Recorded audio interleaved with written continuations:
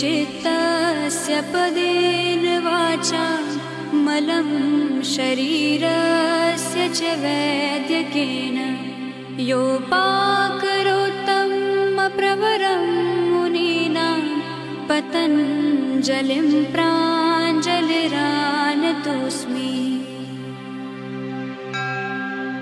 योगेन चित्तस्य पदेन वाचा मलं शरीरस्य च वैद्यकेन योपाकरोत्तं प्रवरं मुनीनां पतञ्जलिं प्राञ्जलिरानतोऽस्मि।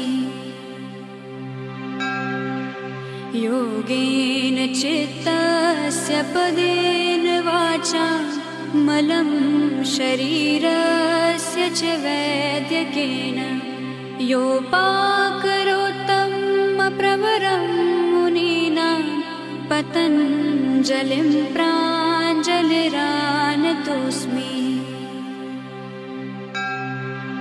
योगेन चित्तस्य पदेन वाचा मलं शरीरस्य च वैद्यकेन योपाकरोत्तं प्रवरं मुनीनां पतञ्जलिं प्राञ्जलिरानतोऽस्मि।